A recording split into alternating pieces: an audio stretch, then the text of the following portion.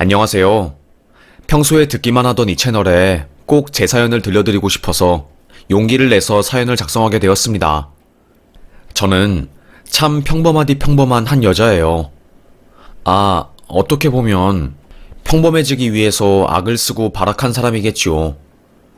사람들은 저에게 어떻게 그렇게 독해? 그 고통을 참고 공부를 할 수 있어? 라고 말했습니다. 왜냐하면 전 고아의 부모님도 없고 사람들에게 철저하게 버려진 사람이었어요. 저는 아직도 그 기억이 생생합니다. 술 취한 아빠의 깽판, 그리고 아수라장이 된 집에서 전 집을 나가는 엄마를 울면서 붙잡았고 엄마는 그런 저를 발로 차며 떼어낸 그 기억이요.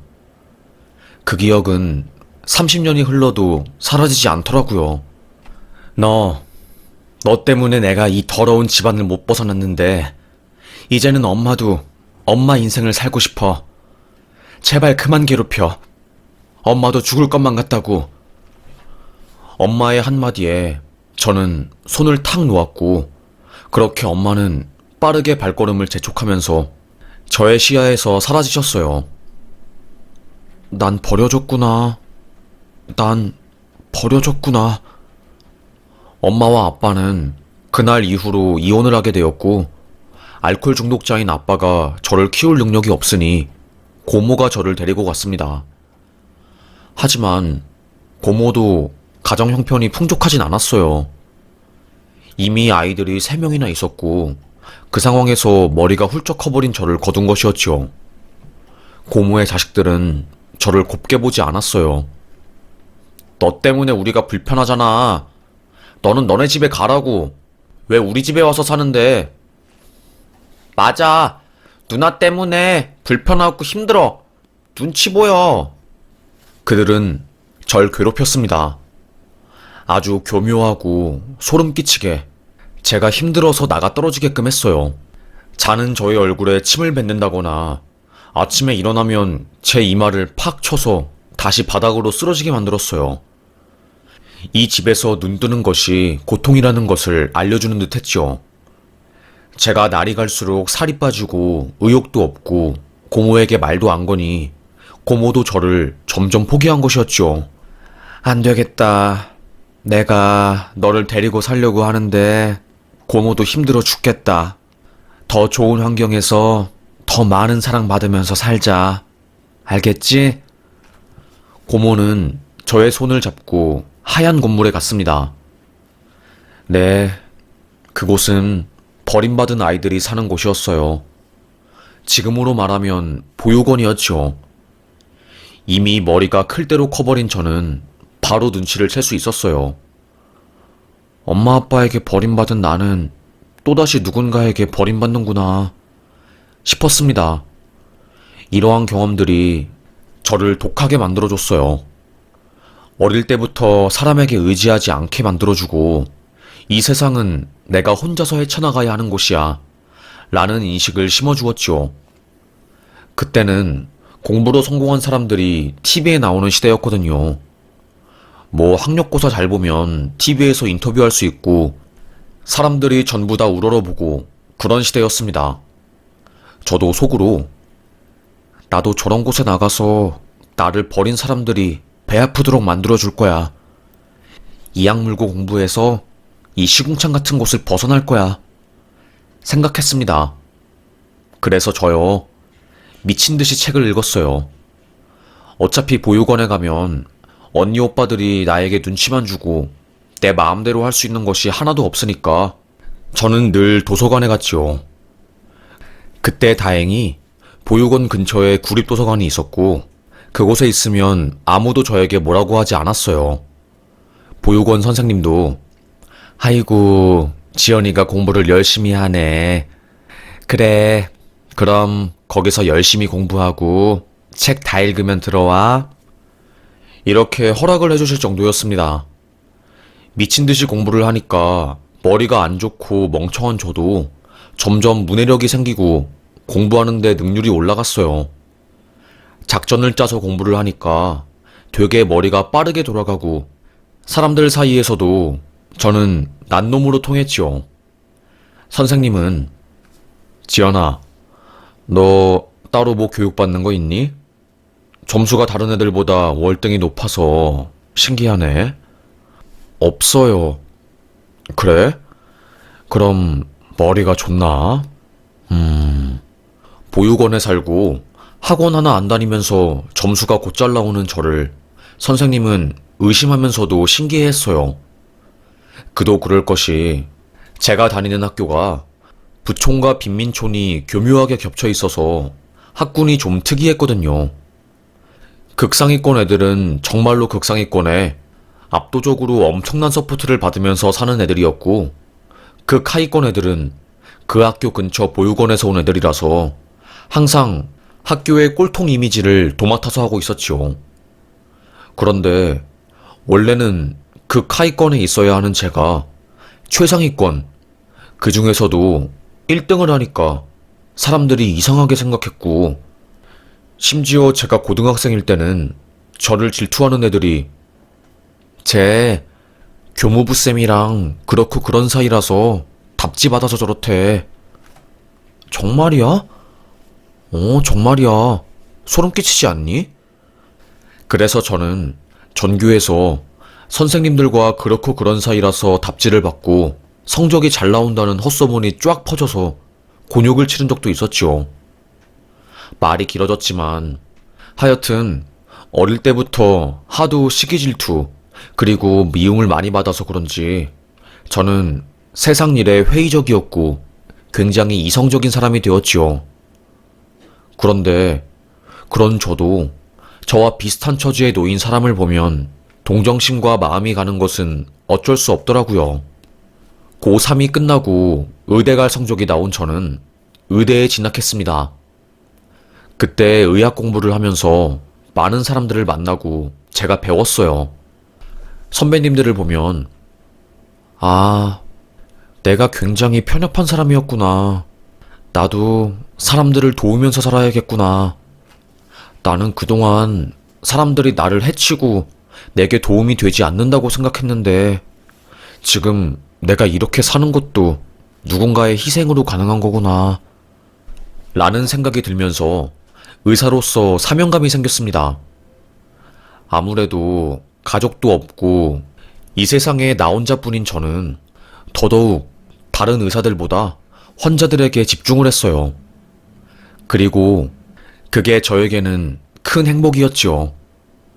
그러다가 병실에서 우연히 한 남자를 만나게 되었지요. 그 남자는 VIP실에 입원을 한 남자였습니다. 지연씨, 여기 입원한 남자 부모가 우리 병원 이사님이랑 꽤나 큰 친분을 가지고 있으니까 잘 대해야 해. 과장님의 그 말에 저는 속으로 비웃었습니다.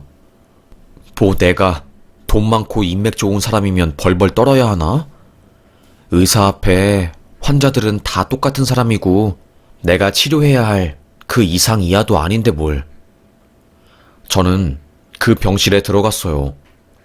그리고 뭐 그 사람이 부자라고 해서 호들갑을 떨거나 오버하는 것도 없고 그냥 평소처럼 조용히 그리고 차분히 치료를 했지요. 그런 모습을 보고 그 남자가 저에게 반했나 봐요. 남자친구 있어요? 예? 갑자기요? 네. 없는데요. 아싸! 그 남자는 제가 치료를 하러 병실에 올 때마다 저에 대해서 이것저것 물어보기 시작했어요. 사는 곳은 어디고, 나이는 어떻게 되고, 이상형은 무엇인지부터 시작해서 별걸 다 궁금해 하더라고요. 수간호사는 저와 그 남자의 묘한 기류를 눈치채고 저에게 말했지요. 지연씨, 그 남자 꽤 괜찮던데? 얼굴도 잘생기고 키도 180 후반이잖아. 안 그래? 어떻게 잘 좀 해봐. 보니까 집안도 잘 사는 것 같은데 둘이 교제하면 딱 좋을 것 같아. 저는 그 남자한테 관심 없었어요. 쌤, 저 주말에는 의료봉사 가고 평일에는 병원에 근무하느라 연애할 시간 없어요. 그리고 솔직히 말하면 그 남자 약간 날티나서 제 스타일 아니에요. 저렇게 얼굴도 잘생기고 몸도 좋은 남자에다가 돈도 많은 남자는 다 가진 남자라서 주변에 여자가 얼마나 많겠어요. 괜히 못 먹을 떡 바라보다가 상처받느니 아예 시작도 안 하는 편이 낫지요. 둘러대면서 저는 쌤의 그런 관심을 끊어냈습니다. 좁은 병원 바닥에서 환자랑 사귄다는 소문이 돌면 저에게 좋을 것이 하나도 없고 오히려 제 손해이지요. 하여튼 그렇게 저는 2달 가까이 그 환자를 돌보았던 것 같아요.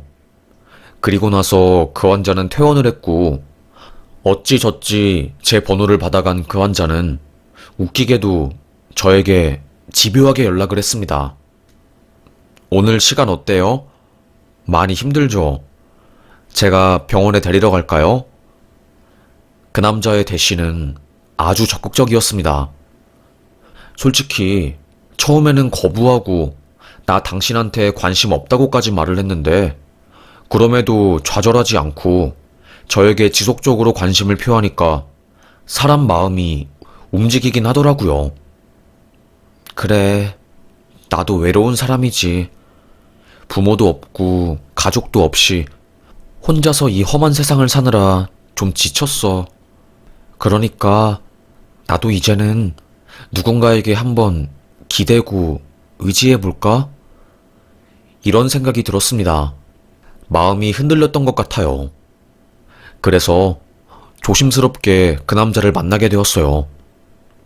그런데 생각보다 그 남자 너무나도 괜찮은 남자인 겁니다. 나요. 사실 주변에 여자 많아요.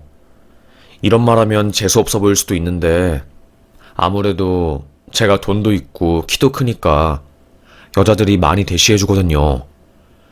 다들 절 보면 잘 보이고 싶어서 막 안달이고요. 그런데 그런 사람들이랑 지연 씨는 분위기가 달라요. 뭔가 저를 조건 보고 대하는 게 아니라 하나의 인격체로 대하는 것 같아서 마음이 가거든요. 그리고 말하면 말할수록 생각이 깊은 사람 같고 자꾸 알아가고 싶고 이런 내 마음이 왜 이러지 싶어서 부정해봐도 더 잘 때 지연 씨가 생각이 나고 그 남자의 솔직담백한 고백에 저 또한 마음을 열게 되었고 저의 가정사를 말해줬어요. 나 고아에다가 상처도 많고 학창시절에는 억울한 소문이 퍼져서 애들한테 평판도 안 좋아요. 그런 나도 괜찮아요? 그쪽은 집안도 좋고 이런 약한 소리 하지 마요. 제가 그래서 지연 씨를 좋아하는 거예요. 힘든 역경에도 굴하지 않고 반짝반짝 빛나는 사람으로 살아온 것 같은 지연 씨가 존경스럽고 마음이 가고 눈길이 가요. 그래서 좋아한다고요. 심장이 쿵 했습니다. 내게도 사랑이 찾아오는구나 싶었어요. 그렇게 연애를 했고 진하게 아주 진하게 3년 연애했습니다. 병원에서도 하도 그 사람이 저를 찾아오고 저희 팀원들한테도 먹을 것 돌리고 맛있는 거를 사줘서 엄청 좋아했어요. 사람들이 다들 저를 보고 그 남자를 정말 꼭 잡아야 해? 그래. 그런 남자 만나는 거 정말로 쉽지 않아. 얼굴은 둘째치고 집안이 잘 살잖아. 저는 돈보다 사람이 좋아서 그 남자와 결혼을 결심했어요. 그때 청혼을 받았고요. 그런데 문제는 그 남자의 집안에서 난리가 난 겁니다. 어머님이 특히나 난리가 났어요. 너 제정신이니? 엄마가 너 어릴 때부터 상류층으로 키우려고 얼마나 난리를 치고 조기 유학에 학원까지 한 달에 너한테 들어간 돈만 해도 수백이야, 수백. 그런데 근본도 없는 고아 집안 여자를 만난다고? 이러니 내가 뒷골이 당기고 열받아서 일찍 죽지. 제발 상식적으로 행동해라, 아들아. 네 급에 맞는 여자를 만나야지. 아무리 의사라고 해봐도 한낱 그냥 월급쟁이 의사에 불과한 거 아니니? 만나라면 검사를 만나든가 아니면 똑같이 집안이 좋은 여자를 만나든가. 엄마, 왜 그 여자에 대해서 잘 알지도 못하면서 그래? 그렇게 힘든 환경에서 열심히 사는 게 얼마나 힘든지 몰라? 나보다 훨씬 더 좋은 사람이고 배울 점이 분명히 있다고. 하지만 어머님은 눈 하나 깜빡이지 않았습니다. 오히려 네가 그 꽃뱀한테 지금 홀라당 넘어간 거라고, 정신을 차리라고, 그 여자는 신분 상승하고 싶어서 너한테 다가오는 거라고, 부정할 수 없는 꽃뱀이라고 하면서 난리가 난 겁니다. 억울했죠. 꽃뱀은 무슨. 저 솔직히 의사 일하면서 나오는 월급으로 혼자서 떵떵거리면서 살 수 있거든요. 저는 어디서 사치 부리는 성격도 아니고 명품에는 관심도 없는 그런 사람이에요. 또다시 오해를 받는 저였습니다. 속으로 그래, 학창시절부터 맨날 오해받고 내 뜻과는 다르게 사람들이 나를 이리저리 뒷말하면서 까대는데 이런 적이 한두 번이야? 이번에도 그냥 지나가는 바람이겠지. 내가 진심을 가지고 하루하루 행동하면 사람들은 내 마음을 알아주겠지. 그런데 어머님은 아니었어요. 아주 집요하게 저를 파고들고 괴롭혔습니다. 어느 날 갑자기 병원에 과장님이 헐레벌떡 달려와서 저를 부른 겁니다. 지연씨, 지금 환자 없지? 네, 왜요? 큰일 났어. 사모님 왔다. 아유, 이걸 어쩌냐. 저는 무슨 일인지 알 수가 없었습니다. 그런데 이내 알게 되었어요. 어머님이 왔다는 것을요. 병원 과장실에 떡하니 앉아있는 어머님은 우리 아들이랑 만나는 의사가 너니? 내 아들이 아파서 내가 아는 친구 통해서 이 병원의 VIP실에 입원하게 만들었더니 아이고, 이렇게 보잘것없는 여자를 데리고 와서 엄마 속을 제대로 썩힐 줄은 상상도 못했네. 너는 양심도 없니? 에휴, 그래. 이렇게 공격적으로 나와봤자 서로 감정만 상하지. 내 아들이랑 헤어져라. 힘들겠지만 헤어져 줘. 네? 그게 무슨 말이시죠? 의사라고 해서 말 알아듣는 게 빠르고 눈치도 빠를 줄 알았는데 아니구나. 내가 지금 너 반대하는 거야. 내 아들이랑 사귀는 거 반대하는 거라고. 무슨 말인지 알겠어? 저는 무슨 드라마에서나 볼 법한 장면을 제가 겪는 게 참 어처구니가 없었고 그때까지만 해도 현실이 아닌 것 같았어요. 한 달 줄게. 내 아들한테 마음 정리하고 너 의사니까 다른 의사 남자 만나라. 내 아들은 우리 사업 물려받을 아이야.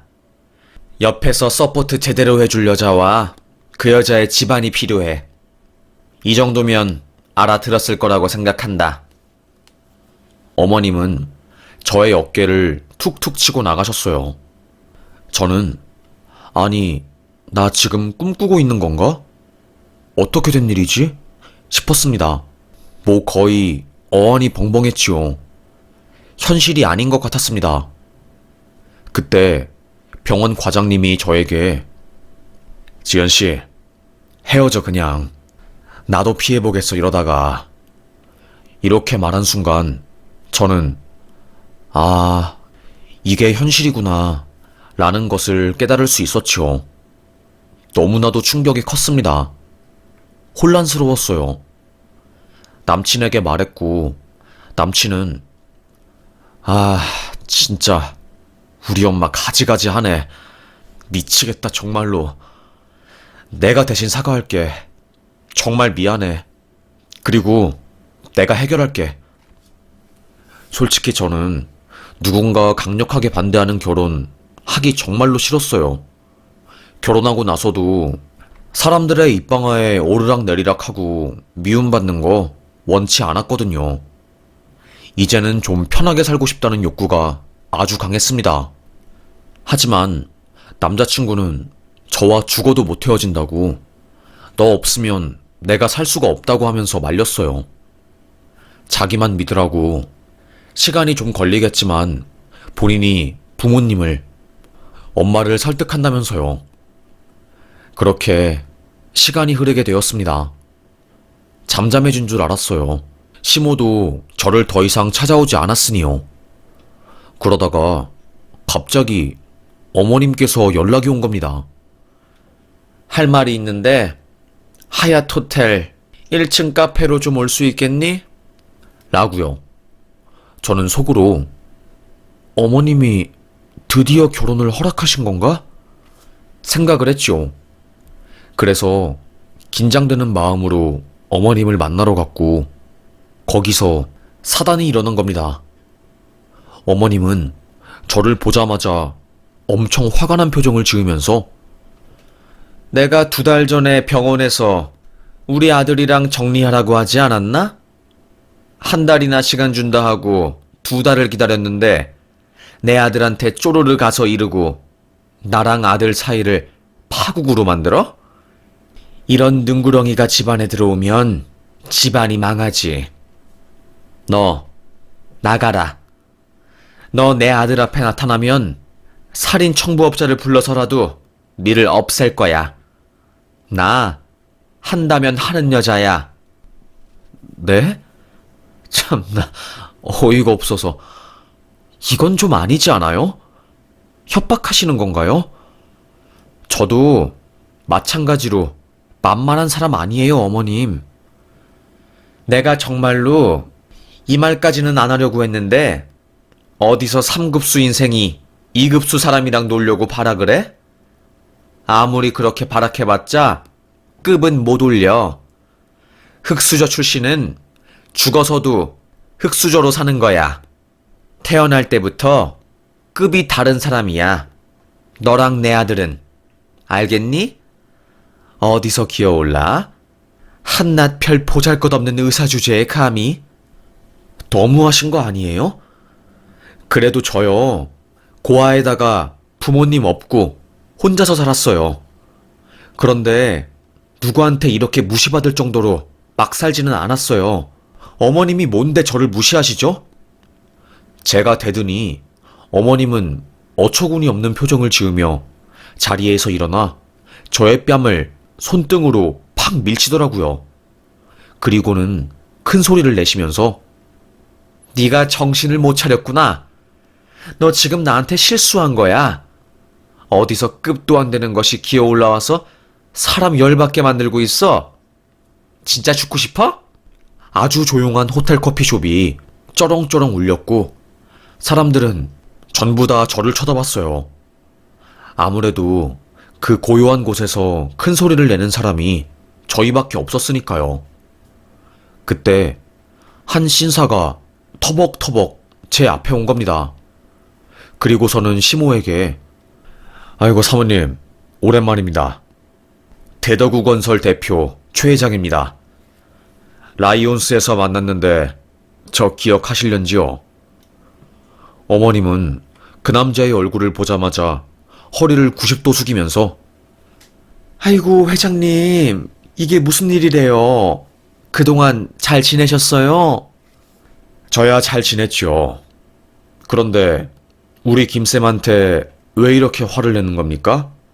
김 이사는 내가 양딸로 삼은 정말 딸처럼 아끼는 아이인데, 그 남자분은 제가 레지던트 시절에 연을 맺은 분이었어요. 24시간 동안 잠도 안 자고 교통사고로 실려온 남자의 곁을 계속 지키면서 그 남자의 호흡과 맥박을 기록하고 정말 지극정성으로 간호를 했거든요. 다행히 그 남자는 살아나게 되었고 그 살아난 남자가 제 눈앞에 있는 최 회장님이었어요. 그때 최 회장님이, 나이도 어린데 이렇게 열심히 열과 성을 다해서 환자를 돌보고 나 정말 반했다네. 앞으로 오래 보고 싶은데 사정을 들어보니 부모가 없다고 들었네. 내 양딸하거라. 내가 결혼할 때 부모님 자리에도 서주고 앞으로 어른이 필요한 자리에 언제든지 가줄 테니. 이렇게 저와 그 회장님은 연이 맺어진 거였어요. 그 회장님은 그 호텔에 큰 지분을 가지고 있는 이사님이었고 저희 지배인 수준이었어요. 그래서 자주 그곳에 가서 호텔 점검을 하는데 그날 딱 저와 시모를 마주한 거죠. 멀리서 저와 시모의 상황을 지켜보다가 이건 아니라고 생각을 했는지 중재를 하기 위해서 중간에 딱 나타난 겁니다. 아니 사모님, 라이온스에서 함께 봉사할 때는 그래도 참 착하시고 좋은 분이신 줄 알았는데 너무 실망스럽습니다. 아니 최 회장님, 그게 아니라 아이고 내가 참. 어머님은 어쩔 줄 몰라 하셨어요.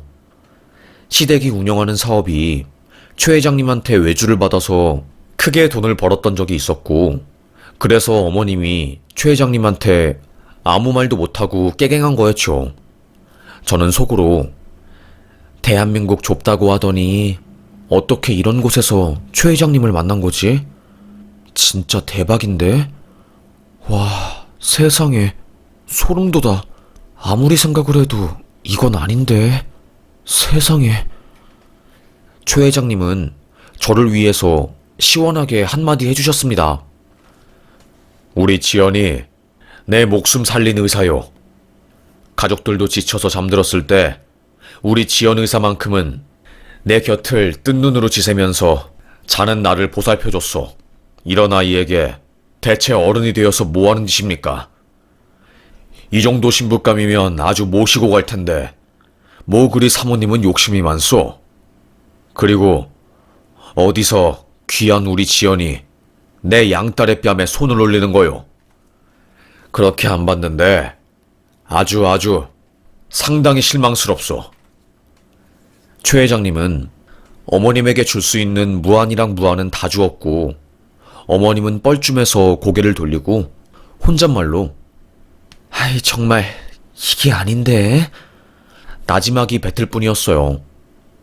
저는 회장님 덕분에 그 현장을 빠져나왔습니다.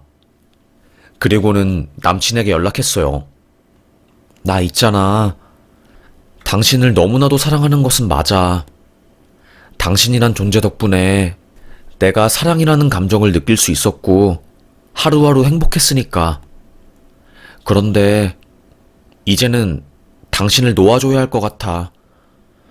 당신 어머님이 나한테 준 상처는 나 죽어서도 잊을 수 없을 것 같고 이렇게 반대를 무릅쓴 결혼을 해봤자 좋을 게 하나도 없어. 미안해. 아니야 지연아. 아니야 제발. 정말로 미치겠네. 엄마 때문에 내가 미치겠어. 제발 지연아.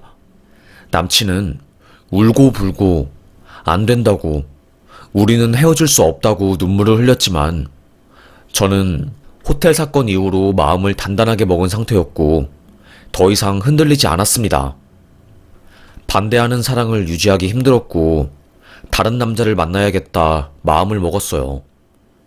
그렇게 저는 끝끝내 결별하게 되었고 남친은 어머님과 사이가 안 좋아지고 저는 일상으로 돌아왔지요. 그때 최 회장님이 지연아, 이제 그놈이랑 헤어진 거야? 그러면 내가 아주 괜찮은 사람을 소개해주고 싶은데 어떤가? 네? 저 아직 마음의 준비가. 그리고 또 제 과거, 집안을 고아라는 사실을 알고 남자가 저를 떠나갈까봐 그게 싫어요. 그런 걱정은 하지 말게나. 일단 속는 셈 치고 한번 소개팅 받아봐. 회장님은 저에게 남자를 소개해줬어요. 그런데 알고 보니 그 남자는 회장님의 아들이었던 거였습니다. 너무나도 놀랐어요. 저를 무척이나 아낀 회장님이 호텔에서 단순히 집안 때문에, 고아라는 사실 때문에 사람한테 하대받고 뺨 맞은 저를 보고 안타까움을 느껴서 아들을 저에게 소개해준 것이었죠. 그런데 회장님 아들 정말로 괜찮았어요. 매너도 좋고 사람이 선하고 지혜롭고 착했지요. 저랑은 결이 아주 잘 맞는 사람이었습니다. 정말로 다행히도 그 사람도 저를 마음에 들어 했고 그 남자와 교제를 1년간 한 끝에 결혼을 하게 되었어요.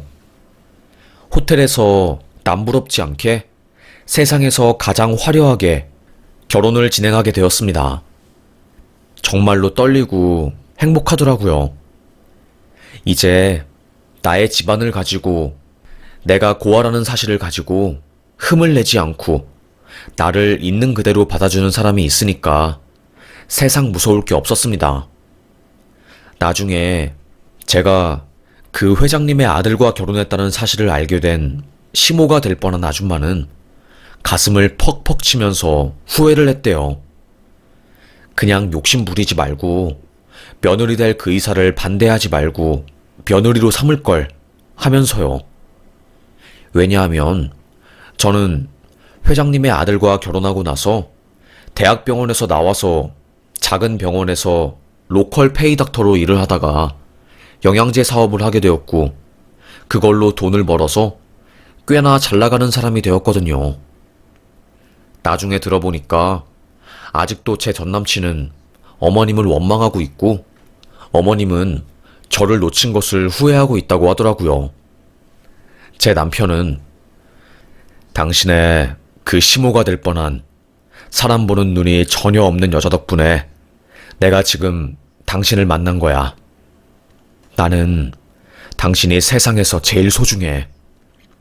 당신 덕분에 우리 아빠가 그 큰 교통사고 한 달이나 혼수 상태에 빠져서 당장이라도 죽을 수 있는 상황에서 당신이 지극정성으로 돌봐준 덕에 아빠가 살 수 있었고 그 순간이 있어서 우리가 이렇게 만났잖아.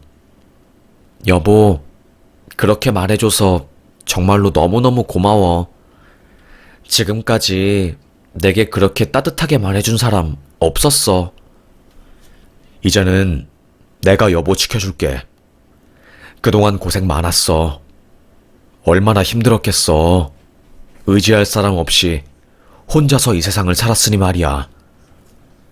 저는 세상 든든한 남편과 그리고 아버님 덕분에 더 이상 고아 출신, 외롭고 고독한 여자가 아니라 너무나도 듬직한 가족들이 저를 단단하게 울타리로 지켜주고 있는 행복한 여자가 되었습니다. 고아원에 있을 때, 그리고 학교를 다닐 때 전부 너무나도 힘들었고 죽고 싶은 나날들도 수도 없이 손에 셀 수 없이 많았지만 그 힘든 것들을 다 견디어내니 정말 해 뜨는 날이 있는 것 같아요. 너무나도 행복하고 그렇네요. 그리고 참 기분 좋은 소식이 생겼어요. 저에게 아이가 생긴 거였어요. 저는 원래 삶이 힘들어서 아이를 낳아서 이 힘든 삶을 또 느끼게 해주고 싶지 않다. 이렇게 생각하는 사람이었는데 지금은 완전히 가치관이 바뀌었습니다. 저도 사랑을 받고 사람들에게 신뢰를 얻고 관심을 받으니까 세상이 아름답게 보이기 시작했고 그래서 저도 용기를 내서 아이를 가지는 것을 결심하고 임신 시도를 했네요. 2년간 하다가 자연임신이 되었고 이제는 다다음 달에 출산을 앞두고 있습니다. 그래서 이렇게 용기를 내서 글을 쓴 거예요. 만약에 저처럼 힘들게 살고 있는 가족이 없는 아이들, 혹은 가족이 있어도 없는 것보다 더 힘든 사람들에게 저의 이야기를 들려주고 싶었습니다. 고아에다가 어릴 때부터 왕따였고 사람들의 손가락질을 받으며 원치 않는 소문에 시달려 죽음까지 생각한 저도 시간이 흘러 좋은 사람을 만났고 마음의 안정을 찾았다고요. 그러니까 절대로 목숨을 끊지 말라고 말하고 싶습니다. 아이를 낳고 아이가 크면 함께 봉사도 다니고 하려고요. 의료 사각지대에 있는 어르신분들에게 도움을 드리고 싶네요. 얼마 전에 대학병원 수간호사쌤이 연락 왔어요. 지연씨, 솔직히 말하면 나는 지연씨가 나보다 못난 사람이라고 생각했어. 고아라서. 그런데 지금 생각해보면 지연씨가 나보다 훨씬 더 멋지고 잘난 사람이야. 힘든 역경을 다 이겨내고 지금 이렇게 좋은 사람 만나서 하루하루 행복하게 살고 있으니까. 그래서 지연씨, 부럽다. 그리고 행복하게 잘 살아. 라는 메시지를 받았는데 뭉클하더라고요. 제가 레지던트 시절에 간호사쌤들에게 은근히 무시도 받고 괴롭힘도 당했는데 결국에 제 진심이 통하고 인정을 받으니 참 기분이 좋았습니다. 그래, 시궁창 인생이었던 나도 나만의 길을 걷기 위해서 담대하고 묵묵하게 한 걸음 한 걸음 꼿꼿하게 걷지는 못해도 비틀거리면서 나아가니까 어두웠던 그늘이 걷히고 먹구름도 지나가고 해가 뜨잖아. 뜨거운 눈물을 흘렸어요. 그래서 저는 자신감을 가지게 되었습니다. 그래, 세상아. 내게 또 힘들고 어려운 시련을 주더라도 나는 이제껏 그랬듯이 당당하게 그리고 묵묵히 그 시련을 이겨낼 거야. 태풍의 눈, 태풍의 한가운데에 들어가야 비로소 고요함을 찾을 수 있는 것처럼 지금까지 그랬듯 나는 앞으로의 힘듦을 외면하지 않을 거야. 마음을 단단히 먹었네요. 저라는 부족한 사람도 결혼도 하고 아이도 가지고 지금 사소한 것에 행복해하면서 잘 살고 있으니 저보다 훨씬 더 많은 것을 가지고 행복할 수 있는 조건을 많이 가지고 있는 분들은 저보다 더 행복하게 잘 사실 수 있을 거예요. 그리고 저보다 환경이 안 좋은 분들도 저를 보고 힘내셨으면 좋겠어요. 제가 힘들 때 여러 사람들의 이야기를 들으면서 개인적으로 정말 많은 힘을 얻게 되었거든요. 그래서 저도 용기를 내서 저의 사연을 적어본 것이고 저의 이야기가 여러분에게 위로와 희망이 되었으면 좋겠네요. 그럼 저는 사연 여기서 마무리하겠습니다. 요즘 날이 더우니 물 많이 마시고 지치지 않게 자기 자신을 잘 돌보시길 바라요. 그럼 저는 여기서 사연 마치겠습니다. 제 긴 이야기 들어주신 분들 모두 복 받으실 겁니다. 행운과 대운이 가득한 하루하루가 되시길 바라겠습니다. 감사합니다.